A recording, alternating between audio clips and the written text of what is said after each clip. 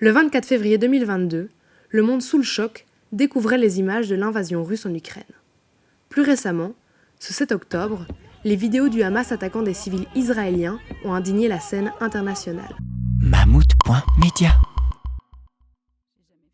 Le conflit israélo-palestinien risque-t-il d'éclipser la guerre en Ukraine de la scène médiatique et de l'attention internationale ? Les Ukrainiens craignent que la guerre qui dure maintenant presque depuis 2 ans contre la Russie tombe dans l'oubli. En quoi le conflit au Moyen-Orient profite-t-il à Poutine ?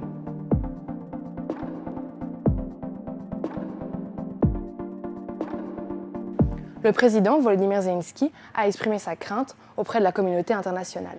Війна на Близькому Сході, цей конфлікт і забирає фокус. Я вважаю, що це одна із цілей Російської Федерації. Була, розуміючи, що La Russie jongle avec sa position délicate. S'il n'a pas condamné les attaques du Hamas, Poutine a exprimé son inquiétude face au sort des civils palestiniens suite aux assauts terrestres d'Israël. Потери среди гражданских лиц будут абсолютно неприемлемы. Там же почти 2 миллиона человек живет. Le Kremlin se positionne comme un médiateur potentiel entre Israël et le Hamas, appelant à la désescalade et se présentant comme un partenaire plus crédible que les États-Unis. Elle entretient des discussions avec le Hamas et offre un soutien politique et humanitaire aux civils palestiniens. Donc cette guerre permet à la Russie de se réaffirmer en tant que modèle alternatif au modèle occidental.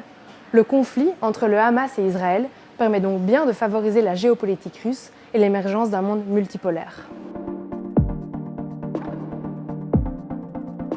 Si la Russie s'intéresse aujourd'hui à Israël pour détourner l'attention de sa propre guerre, les relations entre les deux pays ne sont pas nouvelles et leurs liens sont bien plus étroits qu'on l'imagine. Du point de vue européen, Israël et la Russie apparaissent comme 2 nations éloignées. Mais d'une certaine façon, elles sont voisines. Tout d'abord, leur proximité est plus marquée qu'on ne pourrait le penser. Seulement 1500 km séparent Israël de la frontière russe. Les liens entre les deux pays sont nourris par une forte communauté juive d'origine russe en Israël. Comptant plus d'1 million de membres, elle se positionne en tant que la première communauté du pays. Une démographie qui explique également pourquoi Tel Aviv n'a pas pris de mesures restrictives à l'encontre de la Russie, bien qu'il ait exprimé sa désapprobation de l'invasion. Israël affiche un soutien officiel envers l'Ukraine, mais il se limite en refusant d'envoyer des armements. Enfin, Vladimir Poutine saluait le retour au pouvoir de Benyamin Netanyahou, exprimant sa volonté de renforcer la coopération. Moscou a simultanément renforcé ses liens avec l'Iran au cours des derniers mois, l'ennemi déclaré d'Israël. Mais qu'en est-il de l'engagement de l'Europe et des États-Unis ?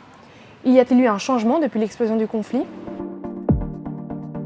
Du côté de l'Europe, à la suite du sommet du 26 au 27 octobre, la présidente de la Commission a tenu à rassurer l'Ukraine de son soutien. It was very clear in the debate. Despite the geopolitical tensions in the Middle East, our focus continues to be on supporting Ukraine.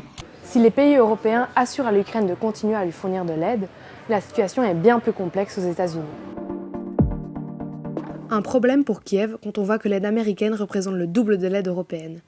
Les États-Unis sont de loin les plus importants donateurs à l'Ukraine avec 71 milliards d'euros d'aide militaire, financière et humanitaire depuis le début de l'invasion de l'Ukraine par les troupes russes en février 2022. Ce sont les Américains qui fournissent la majorité de l'aide militaire à l'Ukraine. Depuis le début du conflit au Moyen-Orient, des milliers d'obus américains initialement destinés à l'Ukraine ont finalement été envoyés à Israël. Les aides allouées à l'Ukraine divisent le Congrès. Si les démocrates sont unis en faveur de l'implication en Ukraine, le Parti républicain est critique depuis déjà un certain temps. La crise au Moyen-Orient a encore intensifié cette division. I will not consent to any expedited passage of any spending bill that provides any more American aid to Ukraine. It's as if no one has noticed that we have no extra money to send to Ukraine. Une situation qui dure déjà depuis des mois, mais qui pourrait encore évoluer sous les élections présidentielles de l'an prochain. Si l'aile trumpiste du Parti républicain accédait au pouvoir, l'aide à l'Ukraine pourrait fortement être affectée. Les relations internationales et les conflits sont souvent complexes, c'est pour ça qu'il est difficile de tirer des conclusions définitives sur les auteurs impliqués. Il reste cependant plus que probable que Moscou voit dans la guerre entre le Hamas et Israël un détournement bienvenu de l'attention portée à l'Ukraine et d'une opportunité stratégique. Mammouth.media. Mammouth.media ? Tu connais pas ?